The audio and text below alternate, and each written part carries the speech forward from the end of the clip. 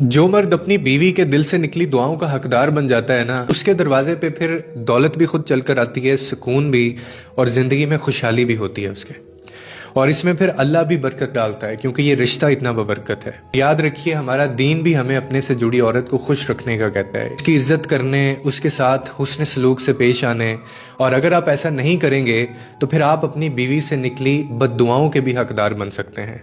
सिर्फ दुआओं के हकदार नहीं बना जाता, और वो बद्दुआएं भी असर रखती हैं, बिल्कुल ऐसे ही जैसे एक माँ की बद्दुआ असर रखती है। ऐसे ही एक बीवी के दिल से निकली जो बद्दुआ है ना, वो भी खाली नहीं जाती। औरत जब दिल से खुश होती है ना, तो वो सिर्फ साथ नहीं देती आपका, वो दुआ भी देती है। वो ना खामोशी से आपके लिए खैर मांगती रहती है, आपकी कामयाबी के लिए, आपके रिज़्क़ के लिए।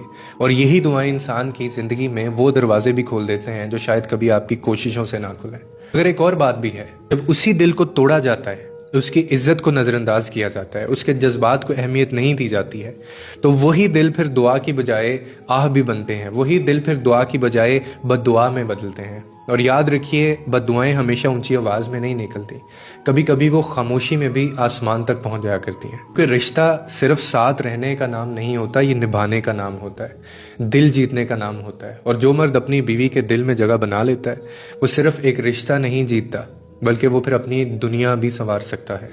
समझ पाया हूँ कि औरत को तवज्जो चाहिए होती है और मर्द को हमेशा ज़हनी सुकून चाहिए होता है औरत से। मगर कितनी अजीब बात है कि ये दोनों अलग अलग जगह इन चीज़ों को ढूंढते रहते हैं। और मेरा ये मानना है कि मर्द जिस औरत को मुकम्मल तवज्जो देगा, वो औरत मर्द का ज़हनी सुकून खुद ब खुद बन जाएगी।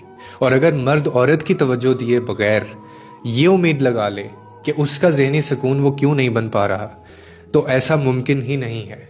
मर्द की तवज्जो मिलने पर ही औरत खुद का ज़हनी सुकून बरकरार रख पाती है। और असल में ये एक सर्कल है, एक दायरा है। जब मर्द तवज्जो देता है तो औरत का दिल मुतमईन होता है, और जब औरत मुतमईन होती है तो वो मर्द के लिए फिर ज़हनी सुकून बनती है। लेकिन जब तवज्जो की कमी हो, बातचीत कम हो, एहसासात की कमी हो, और रिश्ता जो है वो समझा ना जा रहा हो, तो फिर रिश्ता जो है वो बेचैनी में बदल जाता है। कि औरत तवज्जो को मोहब्बत समझती है और मर्द सुकून को मोहब्बत समझता है। दोनों अगर ये साइकी एक दूसरे की समझ लें, तो रिश्ता फिर खुद ब खुद जो है वो बेहतर होता चला जाता है। मर्द अगर सुन ले, वक्त दे दे, छोटी छोटी बातों में दिलचस्पी ले, तो औरत फिर खुद उसके लिए सुकून बन जाती है जो वो बाहर तलाश कर रहा होता है। ये समझिए कि जो आप देंगे वही किसी न किसी शक्ल में आपको वापस आके मिलता है।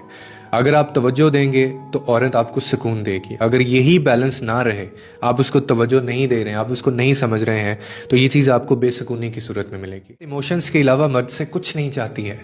और अल्लाह ने ना औरत को सबसे ज़्यादा अगर किसी चीज़ में हसास बनाया है ना, तो वो जज्बात के मामले में बनाया है। वो बहुत हसास है इस मामले में।